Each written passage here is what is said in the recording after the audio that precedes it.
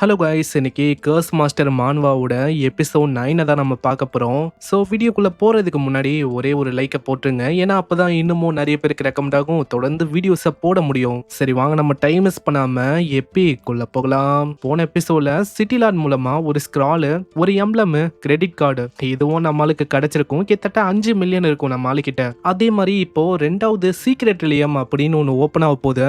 அதை பற்றி நான் உங்களுக்கு இப்பயே ஷார்ட்டாக சொல்லிடுறேன். இப்போ நம்ம ஹீரோ இருக்கிற இந்த குஞ்சங் சிட்டி இருக்குல்ல, இந்த சிட்டில நம்மால தான் ஒரு டாப் ஸ்கோரரா இருக்கான். இதே மாதிரி மத்த பசங்களும் வெவ்வேறு சிட்டில இருந்து ஒரு டாப் ஸ்கோரரா அங்க வருவாங்க. யாரு டாப் ஸ்கோரரா இருக்காங்களோ அவங்களால ஒண்டிதான் அந்த செகண்ட் சீக்ரெட் ரிலியம் அதுல போகவே முடியும். இப்போ நம்மளும் அதுக்கு போறோம். சீன் அப்படியே நம்ம நீனியோட அப்பா மிஸ்டர் ஜூ அவரை நோக்கி வரும். அவரும் எதுக்கும் அங்க ஜாக்கிரதையா இருக்க சொல்றாரு. ஏன்னா நீ நம்ம சிட்டியை விட்டு வெளில போறடா, அதனால நீ தான் பாத்துக்கணும். சரி, நீங்க எதுக்குமே வரி பண்ண வேணாம், அதான் நான் இருக்கேன்ல, நான் பாத்துக்கிறேன். இதுக்கப்புறம் சீன் அப்படியே சேங் அப்படின்னு ஒரு சிட்டியை நோக்கி வரும். இப்போ இந்த சிட்டிக்கு தான் நம்மளும் வந்திருக்கான். ஏன்னா இங்கதான் அந்த செகண்ட் ரிலியம் அது வந்து ஓபன் ஆக போகுது. வெறுமா டாப் ஸ்கோரர் அவங்களால ஒண்டிதான் என்டரே ஆக முடியும். நான் யோசிச்சதை விட இந்த சிட்டி ரொம்ப பெருசா இருக்குப்பா. நம்ம ஹீரோ ஒரு ஹோட்டல் மாதிரி ஒரு இடத்துக்கு வரான். அந்த லேடியும் நம்ம ஹீரோவை வெல்கம் பண்றாங்க. வாங்க, நீங்க எதுக்காக வந்திருக்கீங்களோ அந்த டாப் ஸ்கோரருக்கான ரிலியம் அது இன்னமும் ஓபன் ஆகல, டைம் நிறையவே இருக்கு, நீங்க ரெஸ்ட் எடுங்க. அப்படியும் ஏதாச்சும் பிரச்சனை இருக்கா தாராளமா என்ன கான்டாக்ட் பண்ணுங்க,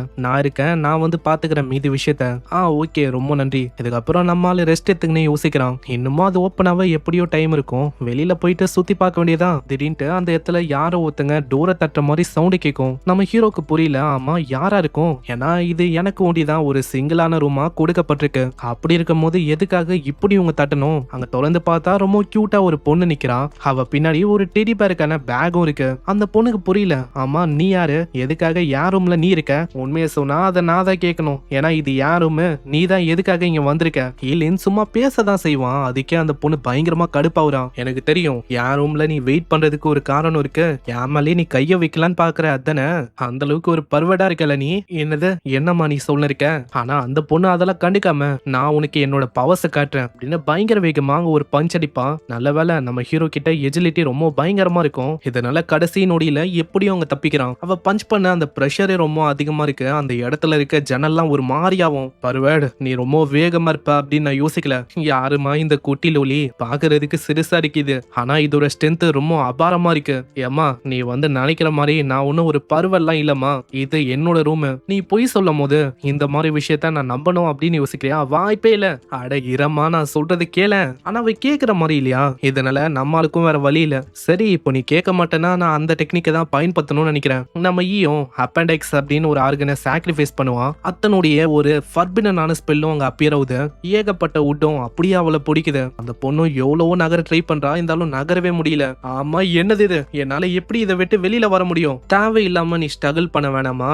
ஏன்னா ரீசெண்டா ஒரு ஃபர்பிடனான ஸ்பெல்ல நான் கத்துக்கினேன், அதை தான் நான் இப்போ மேல ட்ரை பண்ணேன். எஸ்பெஷலா உங்களை மாதிரி லோலி பொண்ணுங்களை சமாளிக்கணும் அப்படின்னு சொல்லி தான் நான் இதை கத்து வச்சிருக்கேன். ஆனா நம்ம ஹீரோ சொல்றது ஒரு மாதிரி வில்லத்தனமா தான் எனக்கு இருக்கு. நான் அந்த பொண்ணு இருக்க பொசிஷனும் இவன் சொல்ற அந்த டெக்னிக்கும் யாருக்கு தெரியும் அவன் எதுக்காக கத்து வச்சிருக்கானோ? ஆமா, இந்த பொசிஷன்ல என்ன என்னடா பண்ண போற சொல்லு? ஜஸ்ட் என்னோட கார்டை பாரு, அந்த கார்டுல 6099 அப்படின்னு போட்டிருக்கோம். இதுதான் என்னோட ரூம். நீ தான் தேவையில்லாம யார் ரூமுக்கு வந்திருக்க?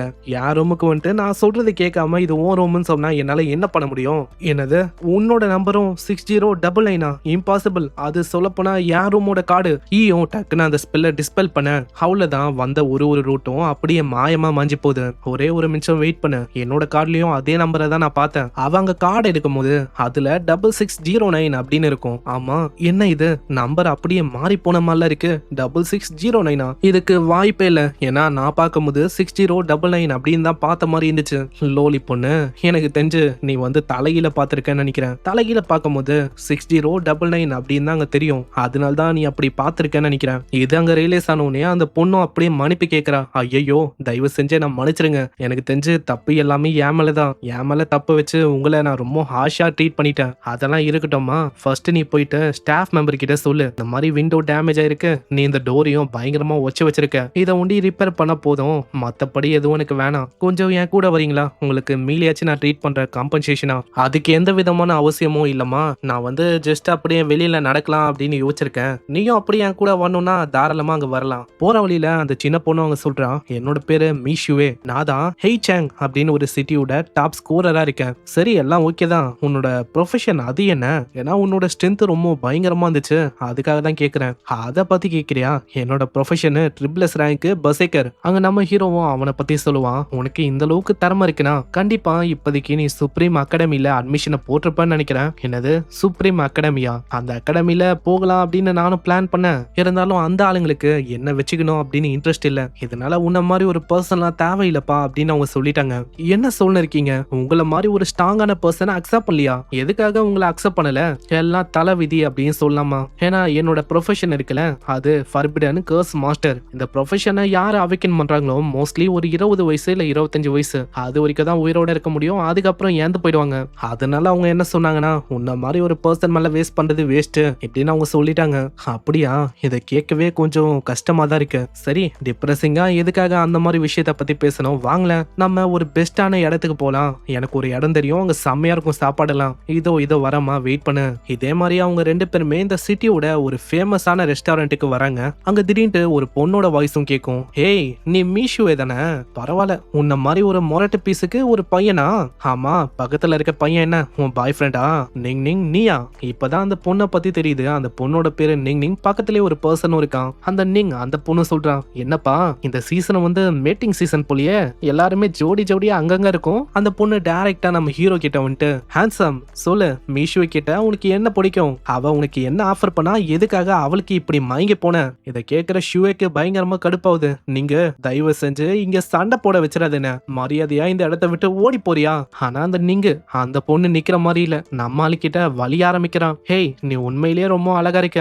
அந்த பொண்ணை விட்டுட்டு என் கூட வரியா? என் கூட நீ வந்தனா என்னோட பியூட்டிஃபுல்லான ஃப்ரெண்ட்ஸுக்கு நான் இன்ட்ரடியூஸ் பண்ணி வைப்பேன். இப்படி அவ ரொம்ப நெருக்கமா வந்து பேசுவலாம். உடனே நம்ம ஐயோ பொண்ணுங்க கிட்ட சொல்லவே கூடாத ஒரு விஷயத்த அங்க சொல்றோம். ஏமா, தயவு செஞ்சு கொஞ்சம் தள்ளி இருக்கியா? ஏன்னா உன் வாய் அந்த அளவுக்கு நாத்தடிக்குது. அங்க இதை பார்த்தோன்னே அந்த பொண்ணுக்கு பயங்கரமா கடுப்பாவும், யாரோட வாயிடா நாத்தடிக்குது? அங்க சுவேக்கு ரொம்ப சிரிப்பா இருக்கும். ஏன்னா இவளால ரீசெண்டா பிரச்சனையா வந்திருக்கும் ஏகப்பட்டது. ஆனா நம்ம ஒரு சில செகண்ட்ல மொத்தமா ரோஸ் பண்ணி முச்ச விட்டான். அந்த பொண்ணும் நம்ம ஹீரோ பாத்துக்கினே சொல்றான், டேய் உனக்கெல்லாம் போய் சான்ஸ் கொடுக்கலாம் நான் யோசனை பத்தியா? என்ன சொல்லணும் சுவே, இந்த இடத்துல ரொம்ப ஸ்மெல் பேடா இருக்குப்பா, வரியா நம்ம வேற இடத்துக்கு போலாம்? ஓகே, நம்ம போலாமே. அங்க முன்னாடியே அந்த பர்சனும் பயங்கரமா கத்த ஆரம்பிக்கிறான். ஆமா, நான் இந்த இடத்த விட்டு உங்களை போக சொன்னா என்ன? யாரை கேட்டு இந்த இடத்த விட்டு நீங்க போறீங்க? இப்பதான் இந்த பர்சனை பத்தி தெரியுது. இவனோட பேரு ஊஷாவ். நம்ம இவனை ஊனே சொல்லலாம். மரியாதையா இப்பயே என் கேர்ள் ஃப்ரெண்டு கிட்ட மன்னிப்பு கேளு. எஸ்பெஷலா உன்ன மாதிரி ஒரு பூரான ஆளுங்கனாலே எனக்கு சுத்தமா பிடிக்காது. பேபி, அவன் என்னைய கலாச்சி விட்டான். அவனை வச்சு செஞ்சு விட. சுவே கொஞ்சம் ஷாக் ஆகுறான். ஏன்னா அந்த பையன் இருக்கான்ல, லெவல் 22 ஏஞ்சல் பாலதின் அப்படின்னு ஒரு ப்ரொஃபஷன். அவனோட லெவல் எந்த கம்பேர் பண்ணா ரொம்ப அதிகமா இருக்கு. நம்ம 2 பேருமே சேர்ந்தாலும் கண்டிப்பா அவனை மாதிரி ஒரு பர்சனை அங்க தோக்கடிக்க முடியாது. ஆனா நம்மால அந்த பையனை எது கண்டுக்க போறான்?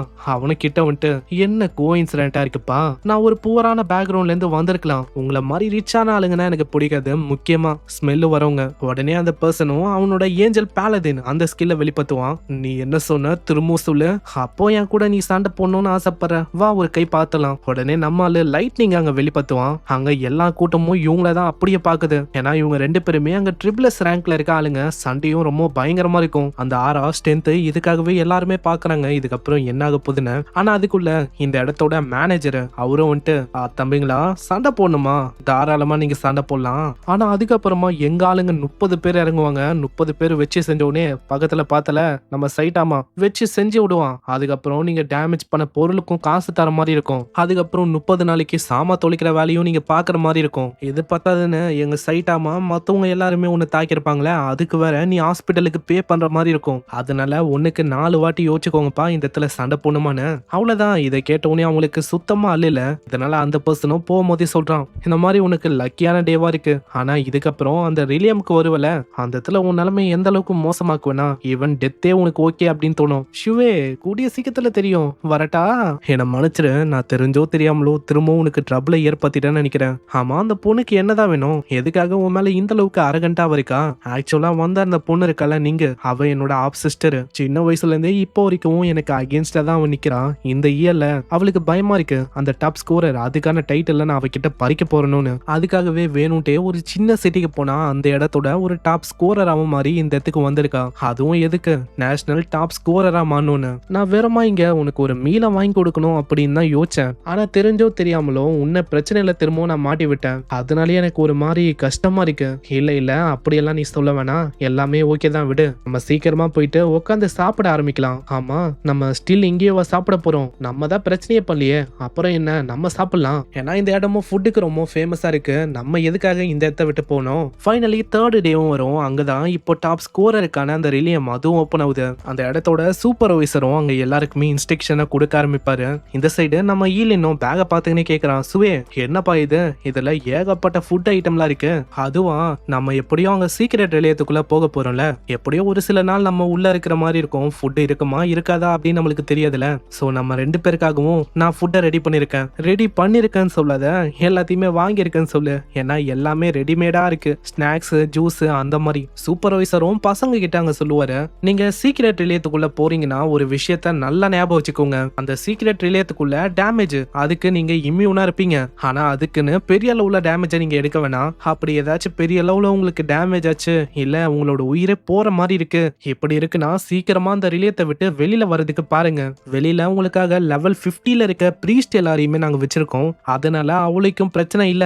ஆனா 2வது விஷயத்த நல்லா நோட் பண்ணுங்க, நீங்க உள்ள இருக்கும் போது உங்களோட காலோ இல்ல கையோ அது வெட்டப்பட்டு போயிடுச்சுன்னா மறக்காம வெட்டப்பட்ட கையையோ இல்ல காலையோ கொண்டு வாங்க. ஏன்னா அப்பதான் இந்த பிரீஸ்டிங்க மூலமா அதை திரும்ப அட்டாச் பண்ண முடியும். இல்லனா அதை ரீக்ரோ பண்றது ரொம்ப கஷ்டமான விஷயம் ஆயிடும். 3வது விஷயம் என்னன்னா, பீஸ்டுங்களோட வயித்துல ஒண்டி மாட்டிக்க வேணாம். ஏன்னா டைஜஸ்ட் ஆகிற ஃபீலிங்கை பத்தி நான் சொல்ல வேணாம், அது எந்த அளவுக்கு கொடூரமா இருக்கும்னு. இதுலயே நம்ம ஈக்கோ புரியுது. உள்ள பெரிய அளவுல இவங்களுக்கு டேமேஜ் ஏற்படாம இருக்கலாம், ஆனா அது மொத்தமா தடுக்குமான்னு கேட்டா அதான் கிடையாது. சரி மக்களே, டாப் ஸ்கோரருக்கான அந்த ரிலியம் அதுவும் இப்போ ஓப்பன் ஆக போகுது. உங்க எல்லாருக்குமே 10 நிமிஷம் டைம் இருக்கு. அந்த டைம்ல ஒரு டீமையோ இல்ல பார்ட்னரையோ நீங்க தேர்ந்தெடுக்கலாம். இல்ல நான் ரொம்ப கான்பிடென்ட்டா இருக்கேன் அப்படின்னு நீங்க சொல்றீங்கன்னா தாராளமா நீங்க தனியாவே போலாம், பிரச்சனையே இல்ல. ஷுவே நம்ம கிட்ட கேக்குறா, சரி நம்ம டீம் ஃபார்ம் பண்ணிக்கலாமா? கண்டிப்பா, எனக்கு ஒன்னும் அதுல பிரச்சனை இல்ல, ஜஸ்ட் என்ன ஃபாலோ பண்ணு, மீதி விஷயத்த நான் பாத்துக்கிறேன். ஆனா ஒரே ஒரு கண்டிஷன், என் கிட்ட இருக்கிற இந்த பேக் இதையும் நீ தான் கேரி பண்ற மாதிரி இருக்கும். ஆடா அவ்வளவுதான விஷயம், எனக்கு இது பிரச்சனையே இல்லப்பா. ஏன்னா நான் ஒரு பர்சேக்கரு, என்ன பொறுத்த வரைக்கும் இந்த பேக் எல்லாம் ரொம்ப லைட் வெயிட்டான விஷயம். சோ இது எனக்கு லைட் வெயிட்டா இருக்கும் போது என்னால வேகமாவும் வர முடியும். இப்படி இவங்க பேசும்போது சைடுல ஒரு பையன் வந்துட்டு, டேய் நீ எல்லாம் ஒரு ஜென்டல் மேன் அப்படின்னு சொல்லாத, போயும் இந்த அளவுக்கு ஒரு கியூட்டான பொண்ணு கிட்ட ஹெவியான ஐட்டம்ஸ் கொடுக்குற, அவ என்ன பண்ணுவா, எப்படி அவ தூக்குவா யோசியா? உடனே சுவை கிட்ட அந்த பையனும் வந்துட்டு, நீ அவன் கூட டீமா இருக்கிறதுக்கு என் கூட ஜாயின் பண்ணு. அப்படி என் கூட ஜாயின் பண்ணனா இந்த மாதிரி சின்ன வேலை எல்லாம் நீ பண்ண தேவையில்ல, இந்த விஷயத்த நானே பாத்துக்கிறேன். மரியாதையா நான் அடிக்கிறதுக்குள்ள ஓடி போறியா இல்ல நான் அடிக்கணுமா? ஆளுக்கு இப்பதான் அங்க புரியுது நம்ம தப்பான பர்சன் கிட்ட மோதிட்டோன்னு. இதனால அந்த பிரஷரை பார்த்தே ஆளு ஓடி போயிடறான். ஐயோ தயவு செஞ்சு என்ன விடுங்க. இதுக்கப்புறம் அந்த பொண்ணை காட்டுறாங்க. அந்த பொண்ணும் எல்லாருக்கிட்டையுமே சொல்றான், நீங்க யாராச்சும் எங்க டீம்ல ஜாயின் பண்ணமா, லெவல் 20க்கு மேலேயோ இல்ல லெவல் 20ல இருந்தா போதும், தாராளமா எங்க டீம்ல ஜாயின் பண்ணலாம். அங்க ஊவோட லெவலும் லெவல் 22 அப்படின்னு டிஸ்பிளே ஆகுது. இதனால நிறைய பேரும் நான் வரேன்பா அப்படின்னு அங்க ஜாயின் பண்ண போறாங்க. அந்த பர்சன் சும்மா இல்லாம நம்ம ஹீரோ கிட்ட கலாய்க்க ஆரம்பிக்கிறான். தம்பி, இந்த மாதிரி உன்னை பத்தி நான் இன்வெஸ்டிகேஷன் பண்ணப்பா, அப்புறம் தான் உன்னை பத்தி எனக்கு தெரிய வந்துச்சு. குன்சாங் அப்படின்னு ஒரு சின்ன டவுன்ல இருந்து வந்திருக்க போலியே, அந்த டவுன் ரொம்ப சின்ன டவுனா இருந்திருக்கு, அதனால ஒரு டாப் ஸ்கோரரா மாறிட்ட. ஆனா என்ன ஒரு ஆச்சரியமான விஷயம்னா, சின்ன டவுனா இருந்தும் லெவல் 18 நீ வந்துட்டியா? ஆனா அதுக்கு மேலாம் உன்னால போக முடியாது, ஏதோ நீ அவ்வளவு தூரம் வந்துட்ட. இப்பயும் உனக்கு கடைசியா ஒரே ஒரு வாய்ப்பை கொடுக்குறேன், மரியாதையா முட்டி போட்டு என் கிட்ட மன்னிப்பு கேளு. அப்படி நீ பண்ணா ஏதோ நீ பண்ண விஷயத்த நான் மன்னிச்சு விடுறேன், இல்லன்னு வச்சுக்கோ ஏன் சீக்கிரட் ரிலேயத்துல என்ன ஆகும் அப்படின்னு என்னால சொல்ல முடியாதுப்பா. போடா முட்டாளு. அங்க இது கேட்ட உடனே ஆளுக்கு பயங்கரமா கடுப்பாகுது. அங்க தாக்கலான்னு வருவான். ஆனா அந்த சூப்பர்வைசர் நடுவுல அப்படியே ஸ்டாப் பண்றாரு. தம்பி, உன் பேரு ஊதானே, மரியாதையா ஸ்டாப் பண்ணு. தேவையில்லாம இந்த எக்ஸாமினேஷன்ல அப்படியும் இப்படியும் ஏதாச்சும் பிரச்சனையை பண்ண பாத்தீங்க, 2 பேரையுமே நான் டிஸ்குவாலிஃபை பண்ற மாதிரி ஆயிடும். சோ எல்லாருமே டீம்மேட்டை தேர்ந்தெடுத்தாச்சுன்னா சீக்கிரமா உள்ள போற வழியை பாருங்க. பூக்கு பயங்கர கடுப்பா இருக்கு. போகும்போதே சொல்றான், ஜஸ்ட் வெயிட் பண்ணுக்கன்னு, உள்ள போயிட்டு மொத்தமா செட்டில் பண்ணிடுறேன். பின்னாடியே அந்த பொண்ணு சொல்றான், அவன் போறதை வச்சே சொல்லலாம், உள்ள ஏதாச்சும் பிரச்சனையை கண்டிப்பா ஆளு பண்ணுவான், அதனால உள்ள எதுக்கும் எக்ஸ்ட்ரா கேர்ஃபுல்லா நம்ம இருக்கிற மாதிரி இருக்கும். அதை பத்தி நீ அந்த அளவுக்கு கவலைப்பட வேணாம். அத நான் இருக்கல, நான் இருக்கும் போது எதுவுமே ஆகுது. இதே மாதிரி நம்ம ஆளுங்களும் ஃபாரஸ்ட்டுக்குள்ள அங்க வராங்க. உள்ள அத்தனுடைய ஃபாரஸ்ட்ல ஏதோ ஒரு இடத்துக்கு இவங்க டெலிபோர்ட் ஆகுறாங்க. நான் எதிர்பார்க்கலப்பா, இந்த ஃபாரஸ்ட் ரொம்ப அழகா இருக்கு, அதே மாதிரி ரொம்ப அமைதியாவும் இருக்கு. இந்த மாதிரி இடத்துல அப்படி என்ன பெருசா டேஞ்சர் இருக்கும்? சுவே, அப்படி ஒண்ணு நீ யோசிக்க வேணாம். எந்த அளவுக்கு ஒரு விஷயம் அழகா இருக்கும், அதுக்கேத்த மாதிரி ஆபத்தும் பெரிய அளவுல இருக்கும். சொல்லி வாயமுள்ள அதுக்குள்ள லெவல் 20ல இருக்க ஒரு கோலம் அப்பியர் ஆகுது. அதை பார்த்தோன்னே அந்த சுவே அந்த பொண்ணு பயங்கர வேகமா தாவுறா. நான் பாத்துக்கிறேன், இதெல்லாம் ஒரு சின்ன விஷயம் தான் எனக்கு. அங்க தொடர்ந்து பஞ்சஸ் மேல பஞ்சஸாவ தாக்குறா. இதனால எல்லாமே அப்படியே உடைஞ்சு போகுது. இவ ஸ்ட்ராங்கா இருக்கா, கில் பண்ண பண்றது எல்லாமே ஓகே தான். அவ இப்படிதான் அங்க கில் பண்ண போறானா, இதுக்கு கண்டிப்பா டைம் ஆகும். என் கிட்ட ஒன்னும் அந்த அளவுக்கு டைம் இல்ல. ஆளு ஒரு லைட்னிங்க வர வச்சு ஒரேடியா மொத்தமா முச்சு வர்றான். அங்க சுவே இதை பார்த்து ரொம்ப ஆச்சரியமாகறான். என்னது இன்ஸ்டன்டா முச்சிட்டியா, அதுவும் லெவல் 25ல இருக்க ஒரு மாஸ்டர். உன் பவருக்கு உன் லெவல் 25 ஆச்சு இருக்கணும். எக்ஸ்பீரியன்ஸும் ரெண்டு பேருக்குமே அங்க ஷேர் ஆகுது. அந்த பொண்ணு கேக்குறான், ஆமா இந்த கோலமா ஒன் ஷாட் பண்ணி நீ முச்ச, நீ எந்த வகையான மேஜிக்க பயன்படுத்துற, எதுக்காக உன்னோட பவர் இந்த அளவுக்கு பயங்கரமா இருக்கு?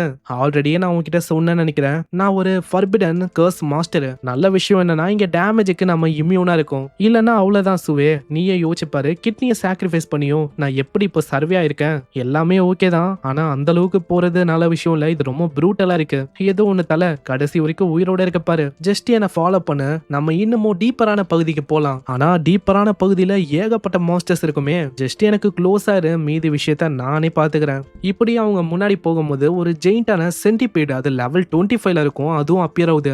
என்னப்பா இது பாய்சனஸாவும் இந்த அளவுக்கு பெருசாவும் இருக்கு, ஆனா சொல்லி வாய மூற அத்தசக்கினே அங்க வந்து தாக்குமா. கரெக்டான டைம்ல சுவே கூட எப்படியும் அவங்க தப்பிக்கிறான். சுவே நீ இங்கே இரு, நான் போயிட்டு முச்சிடுறேன். சாக்ரிஃபைஸ் அப்படின்னு சொன்னோடனே அவனோட பாதி உடம்புல ஒரு பக்கம் அப்படியே அங்க சாக்ரிஃபைஸ் ஆகுது. அங்க எலும்புதான் மிஞ்சிருக்கும். ஃபர்பிடனான வேர்ல்டு டெஸ்ட்ராயிங் தண்டர் அதை ஆளு வர வைக்கிறான். அவ்வளவுதான், அதோட கதையை முடியுது. இதே மாதிரி வர வழியில இருக்க சின்ன சின்ன மாஸ்டர்ஸ் அசால்ட்டா முடிக்கிறான். அங்க லெவல் 22ல இருக்க பாய்சன் ஸ்கார்பியன் அதுவும் அங்க வரும், அதையும் முச்சு வர்றான். ஸ்கெலிட்டன் பிளேட் ஷீல்டு அப்படின்னு லெவல் 25 வாரியரும் அங்க வரான். வேர்ல்டு டெஸ்ட்ராயிங் லைட்டிங்க வச்சு அதையும் ஆளு முடிக்கிறான். டைம் இல்ல சுவே, சீக்கிரம் நம்ம முன்னேறி போகலாம். திடீர்னு ஏதோ ஒரு கையும் அப்படியே நம்ம ஈயோட காலை பிடிக்குது. அது லெவல் 28ல இருக்க அபிஸ் ரேட். அது என்னப்பா பின்னாடில இருந்து தாக்கலாம் ட்ரை பண்றியோ, ஆனா அதுக்கு நான் விட்டாதானே. எட்டர்னல் தண்டர் அப்படின்னு ஒரே அட்டாக்ல அதையும் முடிக்கிறான். லெவல் 18ல இருந்து அப்படியே டைரக்டா 20க்கு லெவலப் ஆகுறான். நம்ம ஈய பார்த்து அந்த பொண்ணு சொல்றான், இப்பதான் எனக்கு புரியுது, நீ இதுக்கு முன்னாடி சொன்னல நீ ஒரு ஃபர்பிடனான கர்ஸ் மாஸ்டர்னு. இந்த இடத்துல டேமேஜ் ஆல நம்மளுக்கு பெருசா எதுவும் ஆகுது, ஏன்னா நம்ம இருக்கிறது சீக்ரெட் ரிலியம். அதனால உன்னோட ஸ்கில்ல எத்தனை டைம் முடியுதோ அத்தனை டைம் தாராளமா பயன்படுத்த முடியுது. அத்தனை எப்படி கெஸ் பண்ண பாத்தியா?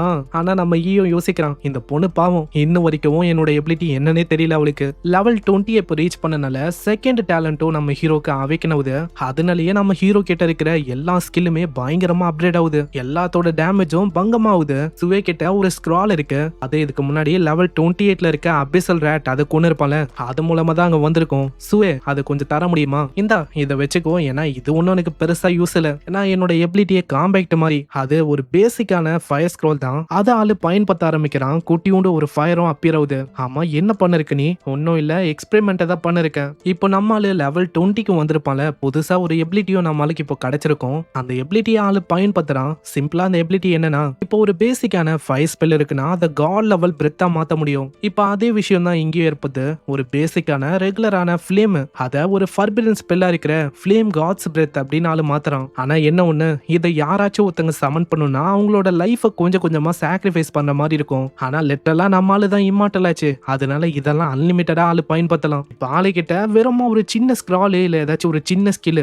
அது இருந்தாலே போதும், எல்லாத்தையுமே ஆளு காட் லெவல் ஸ்பெல்லா மாத்த முடியும். ஆஹா இது ஒரு அல்டிமேட்டான சீட் ஸ்கில்லா இருக்கே, ட்ரை பண்ணி பார்த்தலாம். உடனே காட்ஸ் பிரெத் அவன் வர வைப்பான். ஸ்டார்டிங்ல பாக்குறதுக்கு அது சின்னதா இருக்கும். அங்க சுவேக்கு புரியல, ஆமா உன் கையில இருக்க அந்த ஸ்பெல்லு அது என்னப்பா, இது ரொம்ப வித்தியாசமா இருக்கு, இதுக்கு முன்னாடி வரைக்கும் இந்த மாதிரி விஷயத்த நான் பார்த்ததே இல்ல. ஆனா அதுலயும் ஷாக்கிங்கான விஷயம் என்னன்னா, அந்த குட்டி ஃபயர் பால எந்த அளவுக்கு அதோட சைஸை பெருசாக்க முடியுமோ அந்த அளவுக்கு மாத்த முடியும். சோ இப்படி ஆளு பெருசாக்கதோட எங்கே இந்த எபிசோட முடியுது. சோ பார்க்கலாம் இதுக்கப்புறம் பேசிக்கான ஸ்பெல் எல்லாம் எப்படி ஆளு இன்ஃபினிட்டா எவால்வ் பண்ண போறான்னு. அதே மாதிரி ஊவும் பிரச்சனையா வர போறான். ஏகப்பட்ட பிரச்சனையும் இதுக்கப்புறம் தான் நம்ம ஹீரோ தேடி வரும். சோ மறக்காம ஒரே ஒரு லைக்கை போட்டுருங்க, ஏன்னா அப்பதான் இன்னமும் நிறைய பேருக்கு ரெக்கமெண்ட் ஆகும், தொடர்ந்து வீடியோஸை போட முடியும். நான் உங்களை நெக்ஸ்ட் எபிசோட்ல சந்திக்கிறேன். தேங்க்யூ ஃபார் வாட்சிங். சைனரா.